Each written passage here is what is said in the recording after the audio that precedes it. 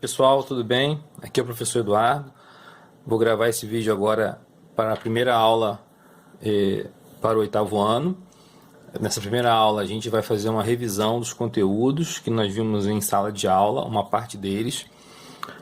Boa parte do que eu vou falar aqui agora nós já falamos na primeira aula online, né, pelo WhatsApp, e agora a gente vai deixar registrado aí para facilitar para vocês poderem estudar. Então vamos lá. Primeiro vamos fazer uma revisãozinha aí do capítulo 1, estudo dos números, página 6. A gente vai falar aí, sobre números naturais, né? São aqueles números que são resultado de uma contagem. Conjunto N, tá aí 0, 1, 2, 3 e assim por diante, né? São infinitos. As reticências aqui representam que ele não tem fim. Depois a gente estudou o conjunto Z, que é o conjunto dos números inteiros. Nele há a presença dos negativos, tá vendo? Menos 1, menos 2, aí aqui tem o menos 3, menos 4 e assim por diante, né? Tem essas reticências também, que é a continuação. O zero e os positivos, né? O zero não tem sinal, ele é o único número que não tem sinal, ele é neutro, né? À direita tem os positivos e à esquerda os negativos. É o conjunto Z. Aqui tem o conjunto Q, que é o conjunto dos números racionais, que são todos os números que podem ser escritos na forma de uma fração. Aqui está a definição matemática dele, né? X igual a P sobre Q, tal que P pertence aos inteiros e Q pertence a Z asterisco. Lembra que o asterisco no conjunto, ele retira o zero do conjunto. Então, se você vê um conjunto com o asterisco, o zero não está nele. Por quê? Para que uma fração exista, o denominador nunca pode ser zero. O numerador pode ser zero, mas o denominador não pode. Bom, números que podem ser escritos em formas de fração. Números naturais, números inteiros, os decimais finitos, os decimais infinitos periódicos, que são as dízimas periódicas. Os decimais, números decimais são aqueles que possuem a vírgula, né? Então, aqueles números apresentados com vírgula são os números decimais. Existem os finitos e os infinitos. Dentro dos infinitos, alguns são periódicos, que é aquelas dízimas periódicas, né? Aqueles números que se repetem constantemente. No capítulo 2, fala sobre os números irracionais. São aqueles que não podem ser escritos em formas de fração. São decimais infinitos não periódicos, ou seja, não tem repetição constante. Juntando os números racionais com os irracionais, a gente forma o conjunto dos números reais. Está aqui o esqueminha que nós já vimos em sala de aula. O conjunto dos naturais está contido no conjunto dos inteiros, que por sua vez está contido nos racionais. Ou seja, tanto os naturais quanto os inteiros podem ser escritos em forma de fração.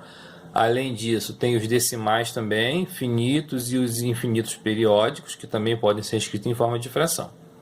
Aqui no cantinho tem os irracionais, que não podem ser escritos em forma de fração. E quando a gente junta os dois, racionais com irracionais, forma um conjunto que a gente chama de números reais.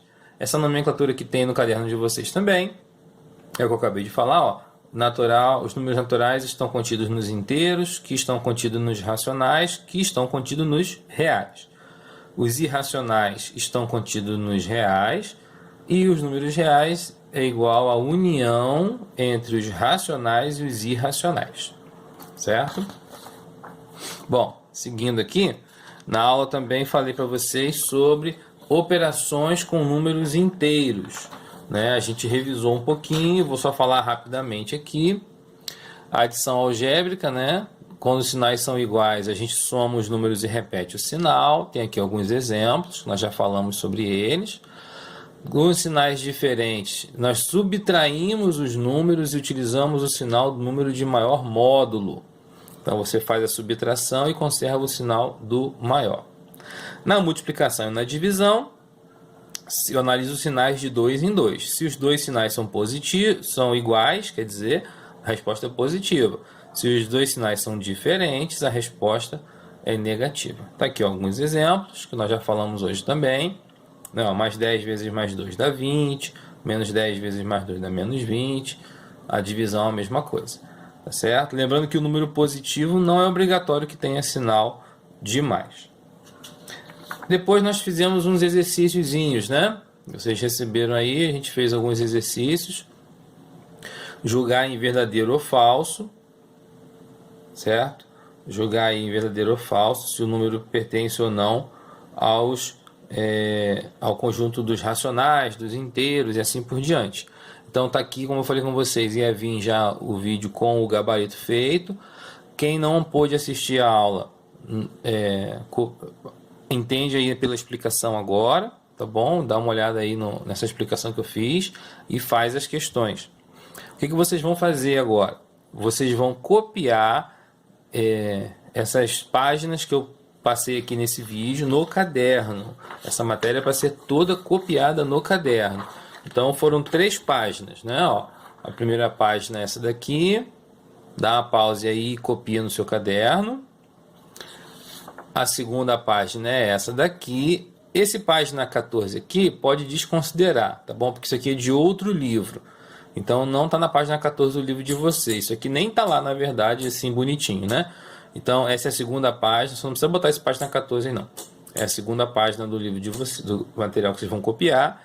E por último, vão copiar as questões e tá aí o gabarito delas. Tá certo? Um abraço para vocês. Tchauzinho.